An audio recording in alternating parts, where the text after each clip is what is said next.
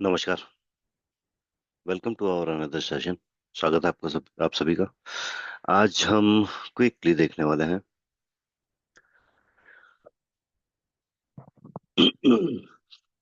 जो हम पहले भी कर रहे थे, जेएनसे एसोसिएट वाला सर्टिफिकेशन का सिलेबस। इनफैक्ट आज हम तो मैं वैसे ही रोज इस तरह से हम जाते हैं। लॉगिन किया है मैंने अपने अकाउंट के अंदर में, और फिर मैं अपने सब्सक्रिप्शन पे आया, मैंने क्लिक किया। जैसे मैं क्लिक करता हूँ तो मुझे कंप्लीट सिलेबस निकलता है। हम अभी इस पहले वाले पे, जीरो वाले पर हैं एक्चुअली, जो कि बेसिक है। मतलब before starting JNCI it is recommended to go for it, अगर आप नेटवर्क इंजीनियर नहीं हो तो अभी मैं वही कंप्लीट कर रहा हूँ, और आज हमारा लास्ट वाला सेशन है।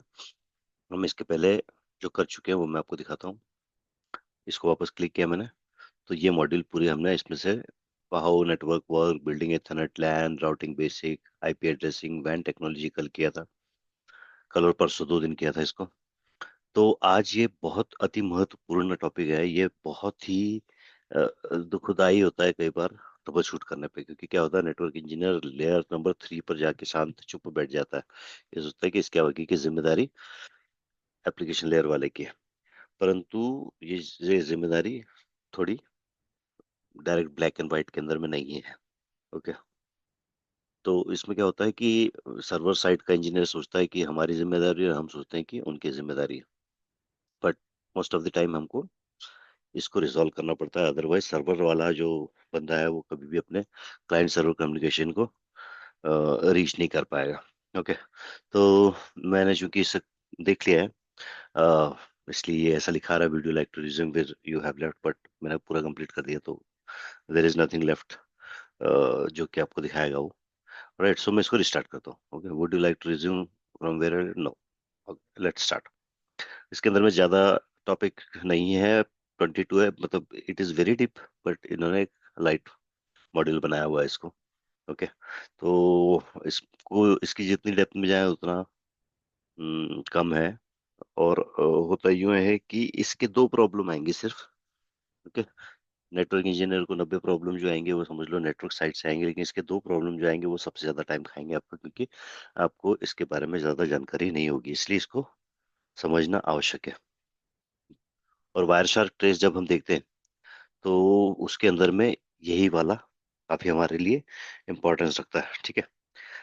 तो सेक्शन ओवरव्यू में क्या बताया अभी तक कि हमने क्या किया है कि L2 और L3 के बारे में पढ़ा है। अब हम देखेंगे कि एप्लीकेशन लेयर पर, एप्लीकेशन लेयर जैसे मैंने ये ब्राउजर को खोल रखा हुआ है ना, तो ये एप्लीकेशन है, कंप्यूटर की एप्लीकेशन है।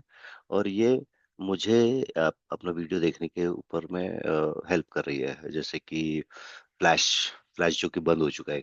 फ्लैश, एम्बेडेड फ्लैश होता था, राइट। दिखा देता हूँ मैं आपको फ्लैश। फ्लैश और मोजिला। तो ये इमेज भी दिखाऊं तो ज्यादा सही रहेगा। कुछ इस तरह से दिखता था ये। ये रहा फ्लैश, ये देखो, ये था इसका आइकन, ये बंद हो गया है आजकल। तो कोई भी एप्लीकेशन जो फ्लैश से खुलती थी वो आपको एरर देती होगी। ओके। तो ये एप्लीकेशन लेयर है, इसका एक कोई पर्टिकुलर पोर्ट रहा होगा, वो पोर्ट पर TCP या UDP जो है वो सजेस्ट करेगा कि फ्लैश से खोलना है, तो तभी फ्लैश खोलेगा। बट अब हमारे पास में फ्लैश प्लेयर है नहीं, क्योंकि वो डिसकंटिन्यू हो गया है। ठीक है। तो लेयर 4 तो है, बता रहा है कि flash is application which you use in order to open the particular application. मैं इन तीनों का एग्जांपल ले दे रहा हूँ, क्योंकि इसका एग्जांपल तो है ही इसके अंदर में। तो सपोज करें कि यहाँ पर एक फ्लैश कंप्यूटर, एक फ्लैश से ओपन होने वाली फाइल भिजवा रहा है इस तरफ से इस तरफ। तो यहाँ की जो फोर्थ लेयर है वो उसको वो बताएगी कि ऊपर एप्लीकेशन लेयर पर फ्लैश को भिजवाना है। पर फ्लैश हमारे सिस्टम के अंदर में अब इंस्टॉल है नहीं, क्योंकि सिस्टम के अंदर इंस्टॉल इसलिए नहीं, क्योंकि जो उसको बनाने वाली कंपनी थी उसने वो बंद कर दिया। तो हो सकता है आपके पुराने जो डेटा हुआ, या कोई कोई बहुत अच्छा वीडियो था, ट्रेनिंग वीडियो स्पेशली, वो आप खोलना चाहते हो, लेकिन खोल नहीं पा रहे हो बिकॉज उसकी एप्लीकेशन ही खत्म हो गई। तो ये चूंकि एप्लीकेशन लेयर के नीचे की लेयर है, और चूंकि ये उस एप्लीकेशन, कौन सा एप्लीकेशन जिसको खोलना है ये बताती है। हर अपने अपनी जो 5 लेयर मॉडल के अंदर में हर लेयर जो है वो अपने ऊपर वाली लेयर के बारे में कुछ ना कुछ जानकारी देती है, क्योंकि वो जो पेलोड लेती है वो अपने ऊपर वाली लेयर से लेती है और अपने नीचे वाले लेयर को देती है। तो उसका जो इंफॉर्मेशन होता है उसमें ये लिखा रहता है कि मेरे ऊपर कौन सी लेयर पे क्या प्रोटोकॉल या कौन सा पोर्ट इस्तेमाल किया गया हुआ है। ठीक है। ओके, तो मैं इसको फिर से थोड़ा पीछे करता हूँ। ऑलराइट। तो अब ये बता रहा है कि यहाँ से डेटा भिजवा रहा है। राउटर के पास में क्या रहेगा, डेस्टिनेशन आईएसपी एड्रेस रहेगा राउटिंग टेबल में से। अ, उसको किधर भेजना है, किस इंटरफेस पर भेजना है, वो फाइंड आउट करने के लिए। उसके बाद में वो क्या करेगा।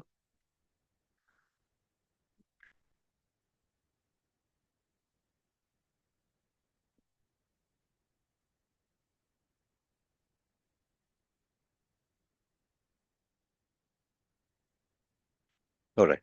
तो जब ये राउटर के पास जाएगा तो राउटर उस साइड का जो L2 का प्रॉपर प्रोटोकॉल है, या जो लेयर 2 का प्रोटोकॉल है जो यूज करना है, मैक मैकेनिज्म जो था, जो हमने पढ़े थे पहले, ये हो सकता है कि वो इथरनेट हो सकता है कि कुछ और हो। तो उसके उसके फॉर्मेट में उसको पेश कर के स्विच के पास भेज देगा, और स्विच क्या करेगा, पीसी को दे देगा। लेकिन अब पीसी के पास में कई सारे अलग अलग एप्लीकेशन आप अपने पीसी के अंदर देखते हैं, कई सारे एप्लीकेशन है। ब्राउजर है, ठीक है, एफटीपी है, और ईमेल है। ये तीन तो है ही सही, और भी बहुत सारे हैं। तो ये किसको देगा। यही फाइंड आउट करने की जिम्मेदारी जो है लेयर 4 पर होती है। जैसे कि अगर हम हमारे पोस्टल टेक्नोलॉजी के अंदर जाएं तो हमने क्या देखा कि लेटर जो है वो हाउस तक के करेक्टली पहुंच गया।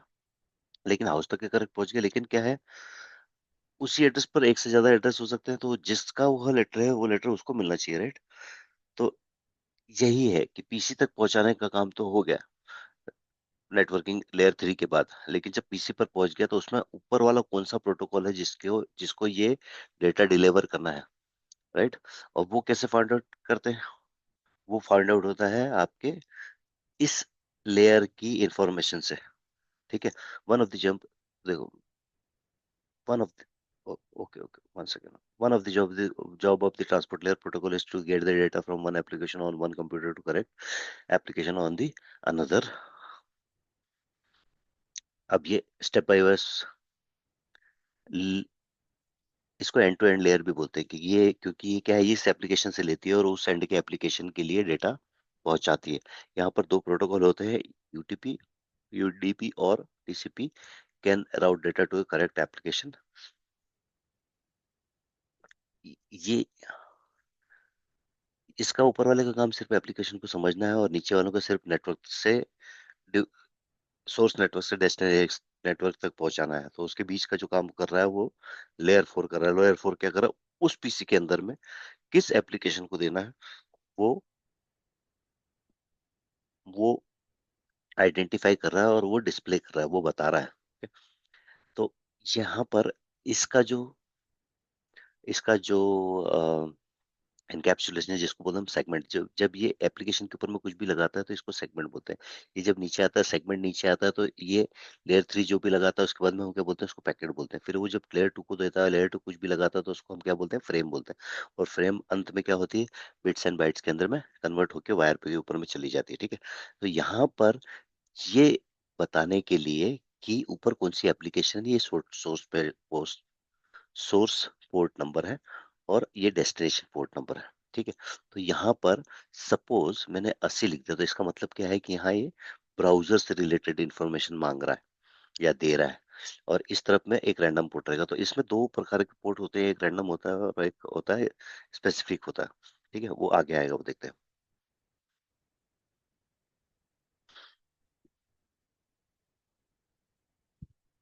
The source port is like the name in the return address and uniquely identify the connection on the sending side. तो कनेक्शन किस चीज से हो रहा है ये साबित करता है सेंडिंग साइड में। Okay.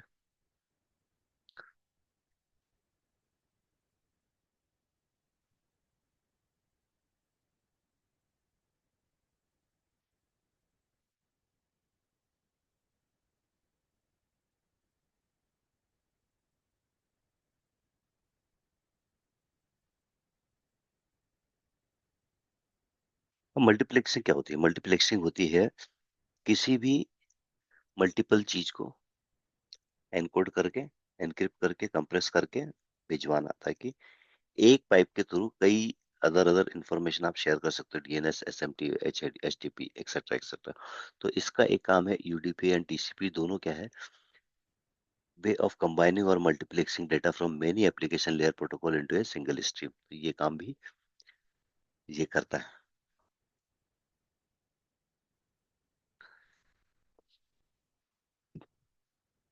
Each application layer protocol receive a unique numerical identifier or software port which is different than a physical or a hardware port. तो हर प्रत्येक एप्लीकेशन के लिए एक यूनिक नंबरिंग सिस्टम है। नंबरिंग मतलब हम नाम से एचटीटीपी को पहचानते हैं, डीएनएस को भी नाम से पहचानते हैं, एसएमटीपी को, लेकिन अंडर द हुड जिसको बोलेंगे कि अंततः वो कंप्यूटर जो पहचानता है वो उसको पोर्ट नंबर के द्वारा पहचानता है। ओके। डीएनएस का पोर्ट 53 है, एसएमटीपी का पोर्ट नंबर है 25। Okay. Alright, let's go next. Now ये इसी पर रहेंगे सॉफ्टवेयर पोर्ट्स। हार्डवेयर पोर्ट तो नीचे थे, राइट। सॉफ्टवेयर पोर्ट एचटीपी का एग्जांपल दे रहा है 80। एचटीपी का 80 है, ये फिक्स है और fixed on the hardware card itself. IP address कहाँ पर होता है ये भी आपको पता है, आपने जैसे कि पहले पढ़ा था। ठीक है, ये दोनों लॉजिकल एड्रेसेस हैं। ये हार्डवेयर एड्रेस है, फिजिकल बर्न्ड इन डेटा सोल्ड है। अब ये मैं इस उस वक्त बता रहा था प्रीवियस थर्ड स्लाइड में। पोर्ट नंबर शुरू होते हैं 0 से लेके 65,500 535। ठीक है, इसमें ये रिजर्व है, ये मतलब ये कहीं पर भी यूज नहीं होगा। वेल नोन पोर्ट जो है वो है 1 से 1023 तक के। तो किसी भी सर्वर एप्लीकेशन का जो पोर्ट है, ऐसे कुछ सर्वर एप्लीकेशन भी हैं जिनके लिए रैंडम पोर्ट भी यूज होते हैं, बट 99% आपको वेल नोन पोर्ट रहेंगे। ओके।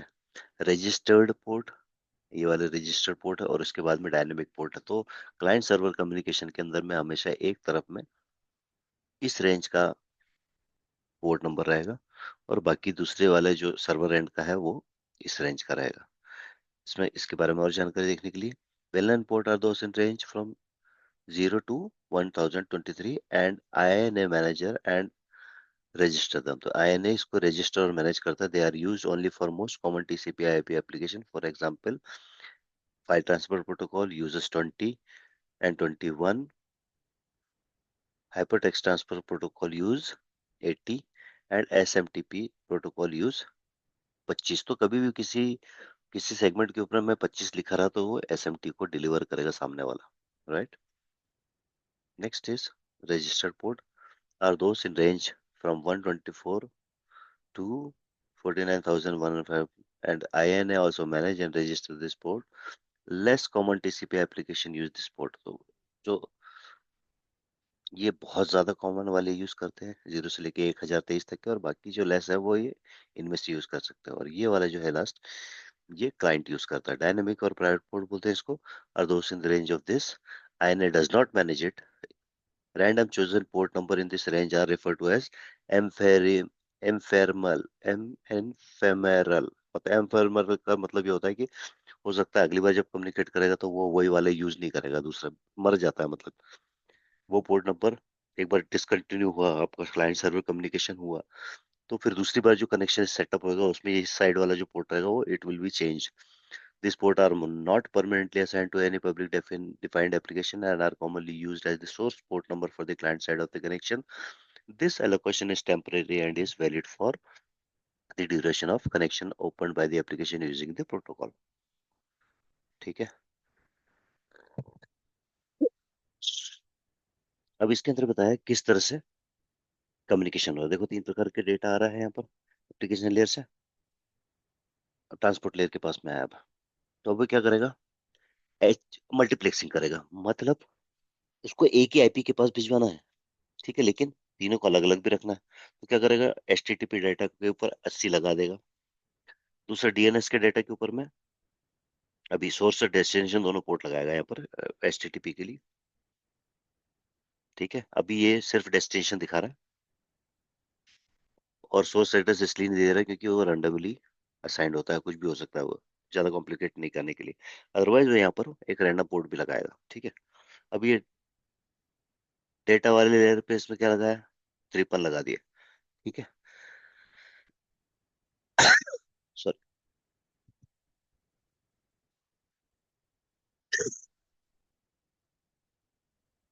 Okay sorry. तो डीएनएस वाले पे इसने लगा दिया 53, फिर एसएमटीपी वाले पे लगा देगा डेस्टिनेशन पे, मतलब सर्वर सर्वर इस साइड पे 25 लगा दिया। तो ये क्या कह रहा है कि ये जो अलग अलग डेटा है उसको मल्टीप्लेक्स किया इसने एक एक में, और ये जब पैकेट यहाँ पर इस ट्रांसपोर्ट को पहुंचेगा तो ये 25 देखकर समझ जाएगा कि इसको एसएमटीपी को देना है। ठीक है, नेटवर्क लेयर वाले ने नेटवर्क का आईपी एड्रेस लगाया, यहाँ पर ही देख लो, मैक वाला मैक एड्रेस लगाएगा, और फिर इसको वायर पे छोड़ दिया जाएगा। जब भी वायर पे छोड़ दिया जाएगा उस पे आपको याद होगा 8 बिट का एक स्टार्ट और एंड होने वाली चीज भी लगी हुई होती है। तो कि कहाँ से कहाँ तक के का एक कॉन्टिग्यूअस डाटा है वो समझने के लिए। ठीक है, फिर वो उसको उसमें से धीरे धीरे जो एनकैप्सुलेशन पर लेयर पे थे उनको रिमूव करेगा, और वो ट्रांसपोर्ट लेयर पर पहुंचा देगा। ट्रांसपोर्ट लेयर क्या करेगा, इसको देखेगा वापस, और जो जिसका डेटा था वो उसको दे देगा। क्योंकि अब हम समझ चुके हैं कि डेटा कैसे इधर से उधर मूव करता है, लेट्स गो हर लेयर के बारे में हम चेक करते हैं। अब हम इस लेयर पर जो दो प्रोटोकॉल थे यूडीपी और टीसीपी, उसके बारे में बात करेंगे आगे चल के। ठीक है, यूडीपी प्रोटोकॉल क्या है, ये अपने लिफाफे की तरह है, बैरंग लिफाफा जिसे कहते हैं, वैसे कि हमने एक बार डाल दिया एक पोस्ट बॉक्स में, फिर हम ये उम्मीद नहीं करते कि वो कब पहुंचेगा, कैसे पहुंचेगा, कहाँ पहुंचेगा, और उसका कोई उधर से इंफॉर्मेशन भी नहीं आएगी, उसका कोई एक्नॉलेजमेंट भी नहीं आएगा। सेम ये प्रोटोकॉल है, ये पैकेट के अंदर में it is a light weighted, इसके अंदर में इसका जो फ्रेम है वो इतना छोटा सा है। ठीक है, और source port, destination port, UDP message की लेंथ कितनी है, और एडीपी चेकसम कितना है। ठीक है, सोर्स पोर्ट के अंदर में क्या रहेगा, the 16-bit optional field indicate the port number of the sending application protocol. Any replies should be sent to the port number. If it is not in use, it is should be. तो अगर source number नहीं डाला है किसी ने तो वहाँ zero लिखा रहेगा। डेस्टिनेशन पोर्ट 16 बिट की है, ये इंडिकेट डेस्टिनेशन एप्लीकेशन क्या रहेगी उसके लिए। तो यदि सर्वर इस साइड है तो डेस्टिनेशन के अंदर में स्पेसिफिक पोर्ट रहेगा, वेल नोन पोर्ट रहेगा, और इसके अंदर में रैंडम पोर्ट रहेगा।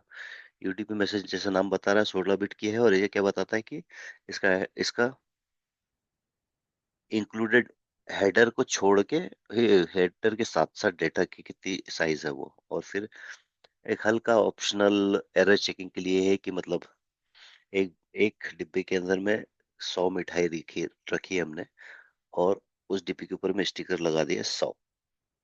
तो ये उस तरफ वाले बंदा जब देखेगा कि 100 है, लेकिन किसी ने बीच में मिठाई खा ली तो 4 कम हो गए, तो वो इस स्टिकर को देख के समझ जाएगा कि इसके अंदर में कुछ कम डेटा है।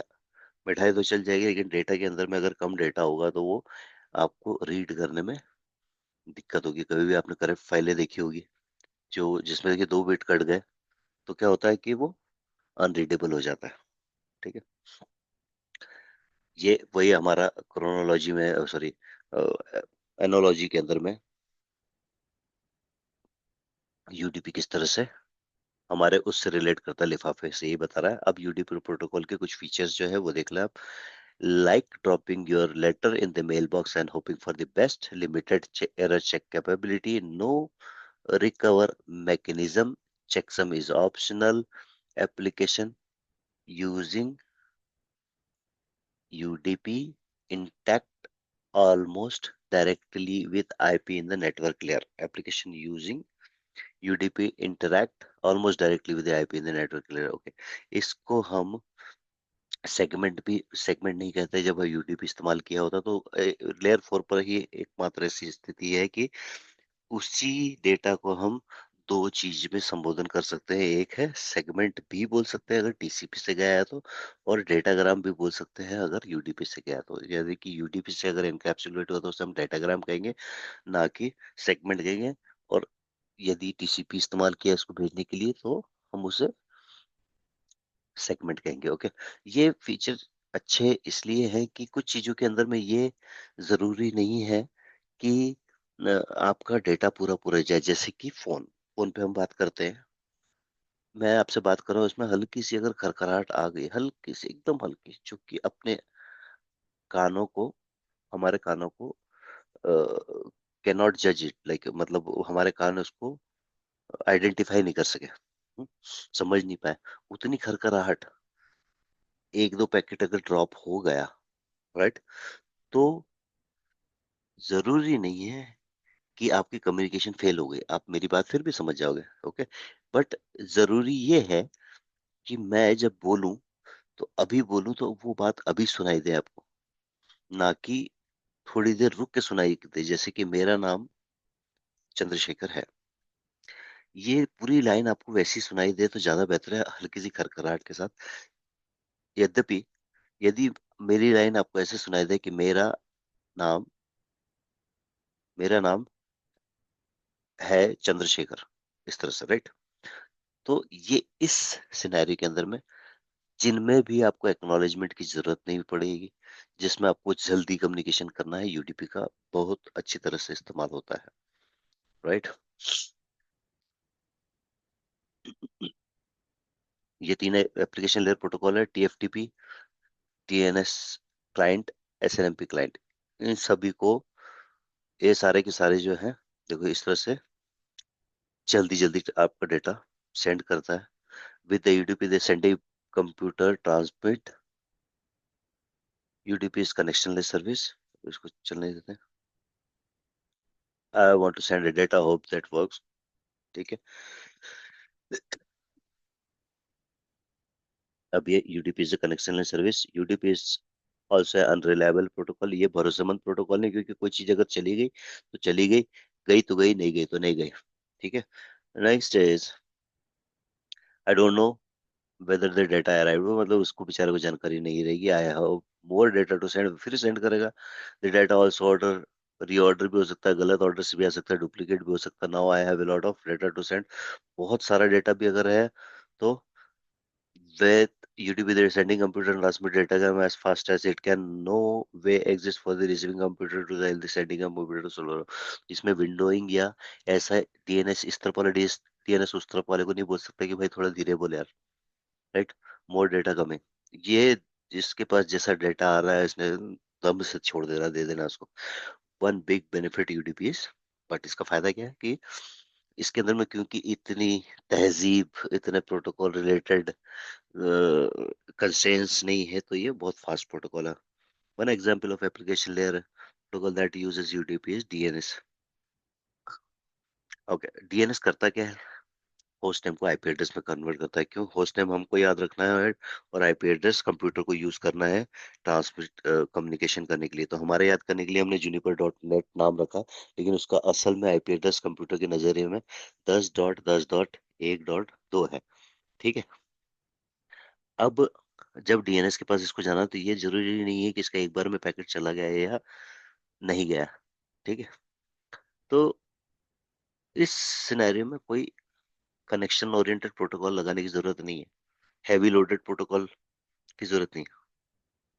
अगर फॉर एग्जांपल आपको अगर याद होगा कि जैसे इसने एग्जांपल में दिया कि आप कभी भी वेब ब्राउजर खोलते हैं और ये अगर एक बार में नहीं खुलता है, तो क्या करते हैं आप? दूसरी बार एंटर मारते हैं उसके अंदर में, तो एक बार का अगर मिस हो गया डीएनएस तो that's not a big deal, right.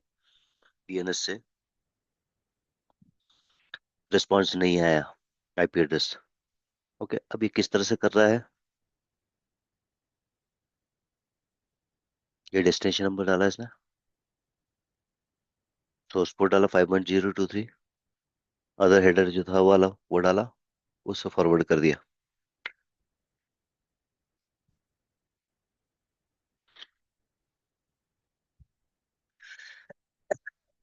जब वो नेटवर्क लेयर पर आया तो नेटवर्क लेयर ने सोर्स आईपी एड्रेस और डेस्टिनेशन आईपी एड्रेस लगाया और दूसरे हेडर लगाया उसके लेयर के। फिर वो लेयर टू पर आया, उसने अपने सोर्स लेयर टू एड्रेस लगाया और डेस्टिनेशन लेयर टू एड्रेस लगाया, मतलब एनकैप्सुलेशन चेंज किया। ऊपर पे कौन सा लेयर थ्री यूज करा वो लिखा इसके अंदर में और उसको फॉरवर्ड कर दिया। ठीक है। डीएनएस सर्वर को नेम सर्वर भी कहते हैं, क्योंकि वो नाम को रिजॉल्व करता है आईपी एड्रेस के अंदर में। ठीक है।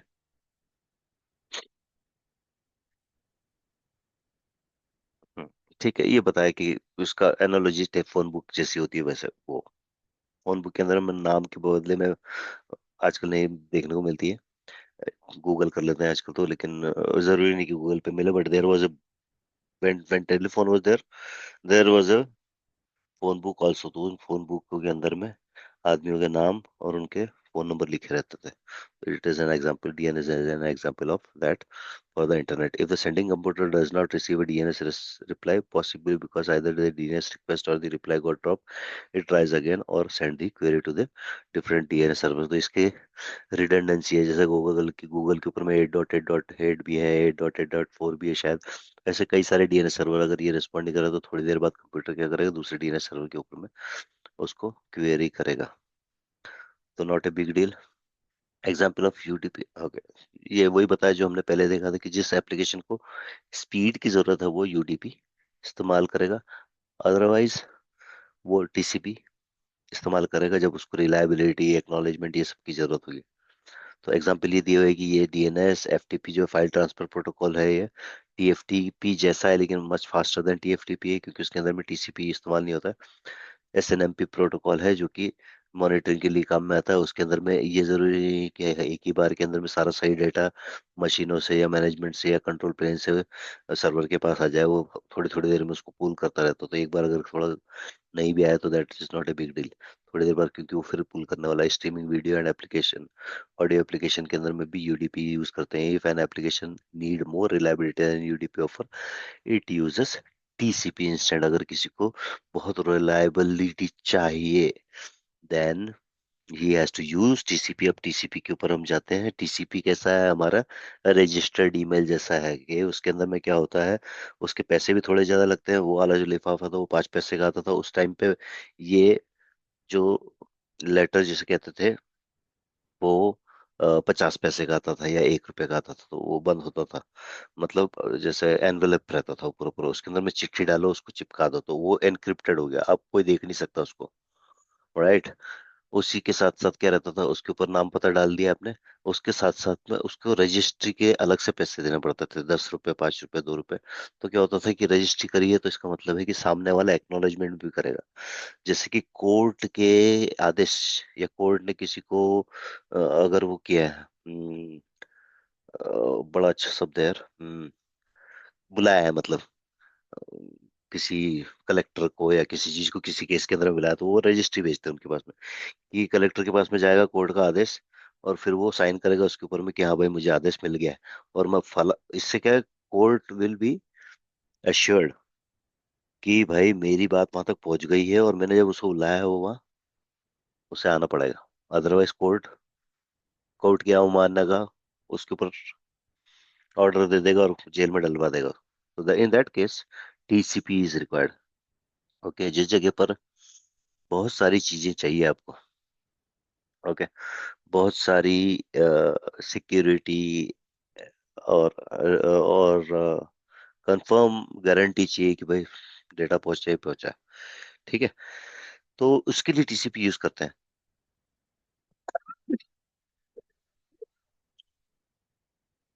ओके, अब ये टीसीपी किस तरह से काम करता है। UDP multiplexing data using port, TCP भी वही करता है।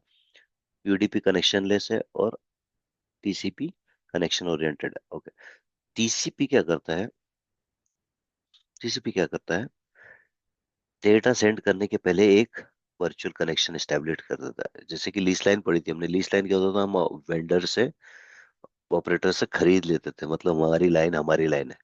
जैसे कि रेलवे पटरी खरीद लेना, it's just not possible, right. But कभी पॉसिबल हो भी सकता है आने वाले जमाने में, या राजाओं के जमाने में हुआ करती थी। खंडवा से इंदौर की जो रेलवे पटरी है वो राजा साहब ने बना के दी थी। ठीक है, तो पॉसिबल नॉन पॉसिबल तो एक वेग स्टेटमेंट है। कभी पॉसिबल हो भी सकती कुछ चीजें और कभी नहीं भी हो सकती। बट इन दिस केस एक कहने वाली बात यह है कि ये जब इसको ए से बी तक के डेटा भेजना, तो डेटा भेजने के पहले ये एक आप अपना पाथ, वर्चुअल पाथ बना के रख लेगा। उसको बोलते हैं थ्री थ्री वे हैंडशेक। 3 बार हाथ मिलाएगा वो। पहले बार बोलेगा कि भाई मुझे धीरे धीरे बात करनी है, 1 मिनट के अंदर में 30 शब्द बोलूंगा मैं, और और मेरा सीक्वेंस नंबर ये रहेगा। ठीक है, पहले सेंटेंस में पहले वर्ड का ये रहेगा, दूसरे वर्ड का ये रहेगा, तीसरे वर्ड का रहेगा, मतलब मैं स्टार्ट एक से करूंगा। ऐसा सबका लिखा रहेगा। यदि मैंने 20 वर्ड एक साथ भेजे तो 20 लिख के भेजूंगा मैं आपको, और प्रत्येक पर एक एक भी लिख के भेजूंगा। और जब सामने वाले के पास में ये बात गई तो सामने वाला बोलता है कि नहीं भाई मेरे से नहीं हो पाएगा ये। सामने वाला क्या बोलेगा, ना मैं आपकी एक बात तो मान लेता हूँ कि चलो धीरे धीरे बात करोगे आप। 30, मतलब इस संदर्भ में उसका नाम है विंडोइंग साइज। तो विंडोइंग साइज डिसाइड कर लेगा, लेकिन सीक्वेंस और एक्नॉलेजमेंट नंबर मेरा वाला होगा। ठीक है, तो आप जो 100 बोल रहे थे, 100 नहीं है, 1000 से चालू करो।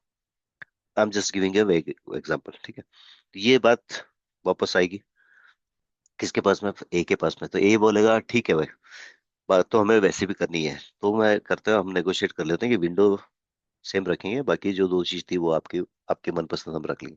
तो that is called as three way handshake. वो हैंडशेक करने के बाद में एक logical logical virtual connection setup हो जाता है। उसके अंदर में अगर आप देखोगे, राउटरों के अंदर में देखोगे तो कमांड क्या है, टीयू, लिनक्स में TU I think, to see the TCP connection in, to see listening TCP connection in Linux।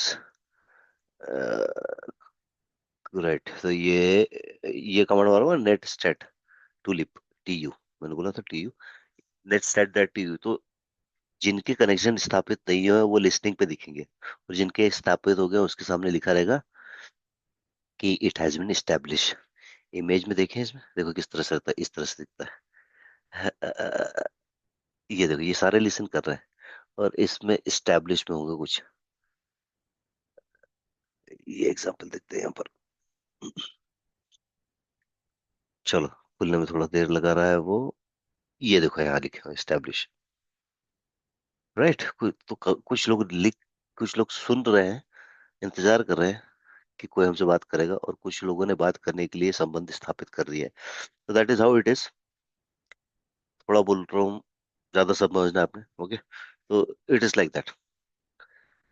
ये हैंडशेक किया इसने, और उसके बाद में उनके बीच में कम्युनिकेशन बन गया था। तो अब यूडीपी के बारे में और टीसीपी के, जो हमने यूडीपी के बारे में पढ़ा था वो, और टीसीपी के बारे में अब जो पढ़ रहे हैं उसको कंपैरिजन करते हैं। वो ये है। तो ये पहली वाली चीज तो कॉमन थी, दूसरी वाली अनकॉमन थी। तीसरे में यूडीपी अनरिलायबल है और टीसीपी रिसेबल है, रिलायबल है। ये अनऑर्डर्ड मतलब शब्द आगे पीछे भी जा सकते हैं, डुप्लीकेट भी जा सकते हैं।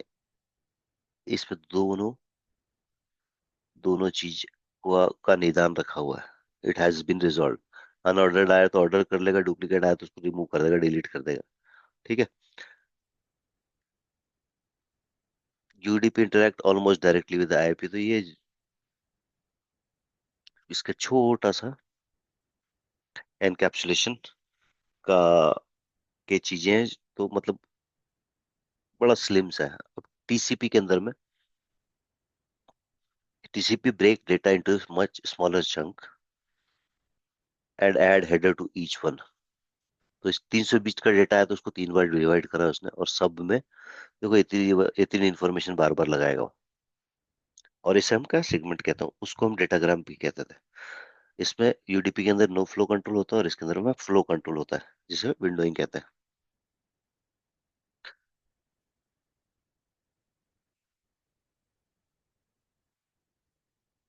कैसे करते हैं हम, विंडोइंग इस्तेमाल करके। तो इस तरह से है आपका टीसीपी, इस तरह से काम करता है। अभी ये इतना बड़ा इसका एनकैप्सुलेशन डेटा है, इसको आप एक एक करके पढ़ सकते हैं, सबका अपना अपना काम है। ओके, सोर्स पोर्ट आप समझते हो, डेस्टिनेशन पोर्ट समझते हो, सीक्वेंस नंबर है जो प्रत्येक, हमने पिछले जो चित्र देखा था उसमें हर हर 100 बाइट के ऊपर में सीक्वेंस नंबर लिखा रहेगा, ताकि अगर आगे पीछे पहुंचा तो वो उसको रीसिंक्रोनाइज कर दे। एक्नॉलेजमेंट नंबर जो है, जब डेटा पहुंच जाएगा तो एक्नॉलेजमेंट नंबर वो वहां से उधर से पहले वाले यूजर को भेज देगा। 32 बिट है ये। Next sequence numbers the sender expect to receive, जैसे 1 से लेके 800 तक का डेटा पहुंच गया समझ लो, तो ये क्या भेजेगा, ले जिसके पास मटेरियल पहुंचा है वो क्या भेजेगा, 800 तक के पहुंच गया है 1 से लेके, तो वो 900 वाला नंबर एक्नॉलेजमेंट में डाल के भेजेगा, ताकि सेंडर को समझ में आए कि हाँ भाई अब इसके बाद वाली सीक्वेंस चालू करनी है। उसी प्रकार इन सबके भी अपने अपने एक उपयोग है। कंजेशन विंडो रिड्यूस, CWR, तो एक्सप्लिसिटिटी कंजेशन नोटिफिकेशन इको, यदि कहीं लेनदार उस रफ्तार से डेटा एक्सेप्ट नहीं कर पा रहा और सेंडर भेज रहा, तो वो ये वाले फ्लैग को चेंज करके भेजेगा। URG के अंदर में क्या होता है, अर्जेंट फ्लैग, तो डेटा को अर्जेंट फ्लैग भी दे सकते हो आप। अर्जेंट फ्लैग दिया इसका मतलब क्या हो गया कि सबका डेटा जा रहा है तो मेरा डेटा पहले जाना चाहिए। ये एक्नॉलेजमेंट के लिए है। PSH क्या है, push flag tell the receiver to deliver और push the segment to the receiver application layers as soon as possible, तो ये PSC में कुछ अगर लिखा रहेगा तो वो जल्दी से जल्दी भिजवाएगा। रीसेट फ्लैग क्या है, receive that the sender is ending the connection, जब कनेक्शन तोड़ते हैं तो ये जाता है RST।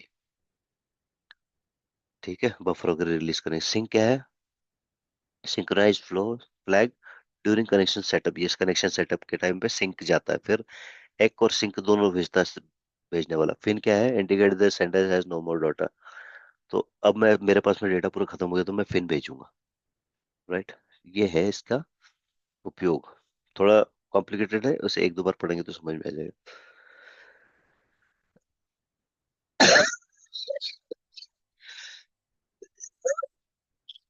एप्लीकेशन लेयर कौन कौन से हैं जो TCP यूज करते हैं, क्योंकि जिनको डिलीवरी का एक्नॉलेजमेंट चाहिए, तो ये सारे 3 एग्जाम्पल दिए हुए हैं। HTTP, HTML और डिटेल में जाना है तो इसके ऊपर हम क्लिक करें, आपको इसके बारे में जानकारी मिलेगी। अब TCP किस तरह से काम करता है, ये 15 से बताया गया। ठीक है, बिफोर एनी डेटा है can be exchange two host must first establish TCP communication using a three way handshake जो है वो दिखा रहा है। पहला, दूसरा, तीसरा। पहले वाले ने क्या बोला, आ, 10 10 10 10, 10 10 1 2, आर यू देयर, आप इधर हो गए भाई साहब। सोर्स पोर्ट डेस्टिनेशन पोर्ट लगा के भेजेगा। ये फिर भेजेगा सोर्स पोर्ट डेस्टिनेशन मैं हूँ।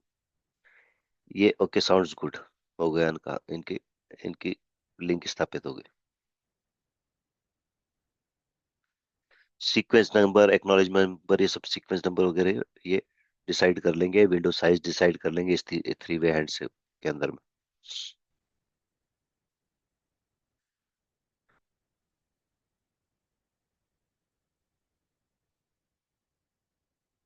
ये इसका एग्जांपल दिखा रहा है, HTTP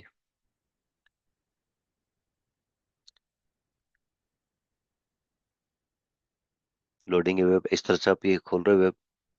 ओके, अब ये इस नाम के लिए DNS सर्वर के पास जाएगा ताकि वेब सर्वर का IP एड्रेस आए, because HTTP is TCP based protocol the client must first establish.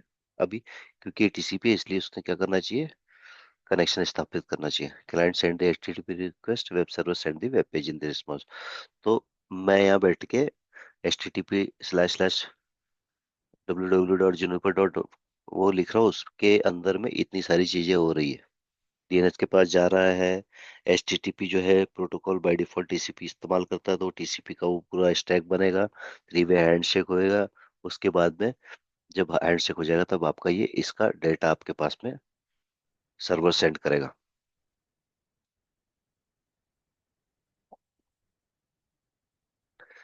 जैसे HTTP के लिए जैसे वेब के लिए HTTP होते हैं, ऐसे कई सारे दूसरी भी एप्लीकेशन है जिनके एग्जांपल ये है। FTP,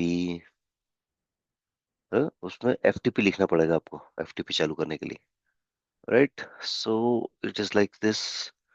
और एफटीपी भी टीसीपी यूज करता है, तो टीसीपी का दूसरा एग्जांपल है इसके अंदर में।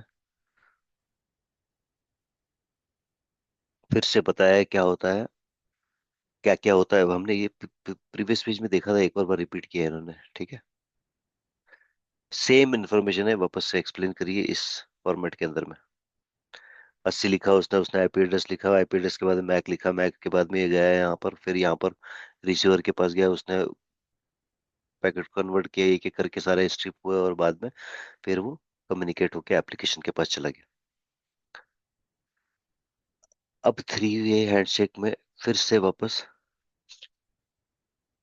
थ्री वे हैंडशेक में ये हाईलाइटेड फील्ड यूज होती है, 1 2 3 4 5 6। ये सब क्या करती है ये हमने देख लिया है, ठीक है। थ्री वे हैंडशेक में इसने सेंड किया sync, server respond with its own initial sequence, अपना खुद का sequence number and the client next sequence number. तो क्लाइंट कौन सा सीक्वेंस नंबर नेक्स्ट रखे वो भी बता रहा है। इसने पहले 0 बोला था, अब ये 1 भेज रहा है इसके पास पे। तो इसको क्या मिला रिसीवर को, सॉरी सेंडर को क्या मिला, सिंक और एक। अब ये इसके ऊपर में जो जवाब देगा, तब तीन तरफा कम्युनिकेशन हुआ, थ्री वे हैंडशेक हुआ, right.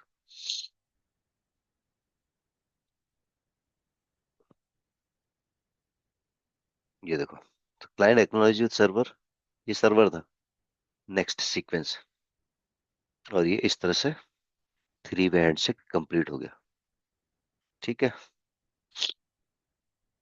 Once the TCP connection is established, the PC web browser application communicate with the web server using the HTTP as application layer protocol to send data across the।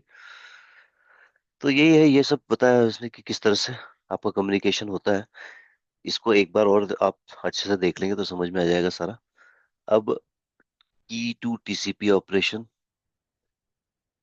ये windowing size और sequence number जो भी communicate कर रहा है, ये किस तरह से इस्तेमाल करेगा पीसी, ये बताया है इसके अंदर में। ये भी अच्छा टॉपिक है, देख लेना इसको। ओके, ये टेस्ट करने के लिए है सारा, और ये भी टेस्टिंग के लिए है, ठीक है।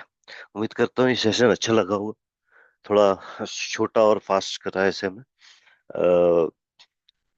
रेस्ट आप और डिटेल में जाके लास्ट वाले 3 4 टॉपिक जो देख लेंगे, 20 21 22, 19 20 21 22, तो that will be better for everybody.